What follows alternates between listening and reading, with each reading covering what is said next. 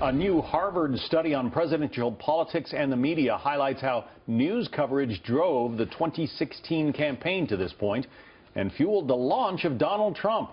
While the study shows how Trump benefited from lots of free media coverage, Bernie Goldberg tells Bill O'Reilly that is now changing for Trump. In the early stages of the campaign, Donald Trump did better in the news media than Hillary Clinton, got more positive coverage because he was new, he was different, he was a shiny object, he was a reality TV show guy who was constantly rising in the polls. But now he's not new, he's not a shiny object, he's not different. The coverage will be relentlessly negative. Let's bring in Judy Miller, Pulitzer Prize-winning investigative reporter, author, and Fox News contributor. She's joining us from Tel Aviv.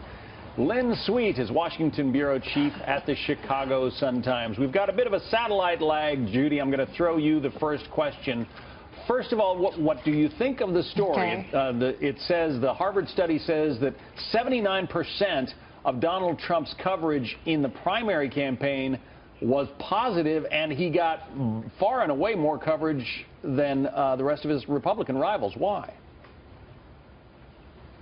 Well, because, as Bernie Goldberg said, he was the shiny new object. And the problem for him now is that ain't the case. However, what I have to say is stunning in the Shorenstein study is that even when he began to make his statements that so many people considered outrageous, the coverage of him continued to be largely positive. It was 9% of the cases for 9 out of the 10 months of what they call the invisible campaign. That is the year leading up to the primaries.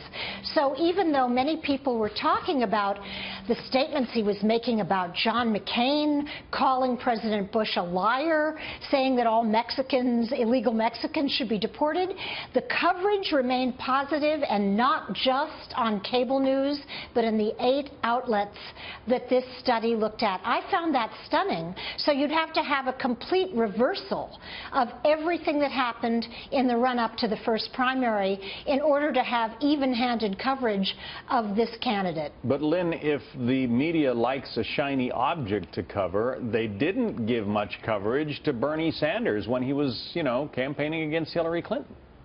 Well, the Shorenstein study does make a point that in the case of Donald Trump, he got coverage that he got more coverage than you normally would get given his low initial polling numbers.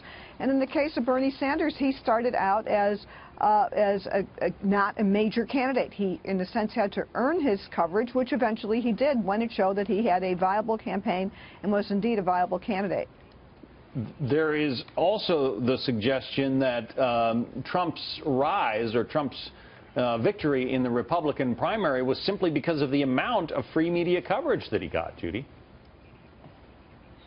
Well, yes and no. On one hand, Hillary Clinton also benefited from an amazing amount of coverage vis-a-vis her rivals in the beginning, but 84% of that coverage, according to the study, was negative. So I think there are 2 factors involved here, John and Lynn. One is the amount of coverage you get, and 2 is the tone of that coverage. If someone is beating up on you relentlessly, it's really hard to rise in the polls. Well, Trump beats up on the press, Lynn. He says the press is, the media are disgusting people, horrible people. Why are they giving him so much coverage? Well, right now, what I have let me postulate this, that things are just normalizing finally for Donald Trump. Also, when you have 17 people running for president, he got a pass.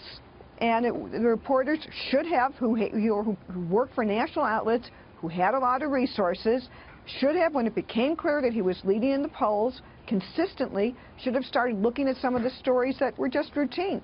What is Trump University? What are these lawsuits all about? Trump talks about giving to charity. Does he really? And the trail of lawsuits from small businesses against various Trump properties that he didn't pay for. These are questions that you would look for if the man was running for a Senate or a House seat, much less the president. So I don't think anything's happening now, really, except you have a one-on-one contest, and he's going to be the nominee, and he's getting the big league look that a candidate gets. So I don't think this is out of the normal. Things are finally kind of returning to routine. And if he's banning the press from his events, if he thinks it's going to change anything, it just won't. Well, Bernie you don't have to be at an event in order to cover the president. Bernie Goldberg is saying that the coverage, the tone of the coverage on Trump is about to change. We'll see if that turns out to be true. Lynn Sweet, Judy Miller. Judy, enjoy Tel Aviv. Thank you.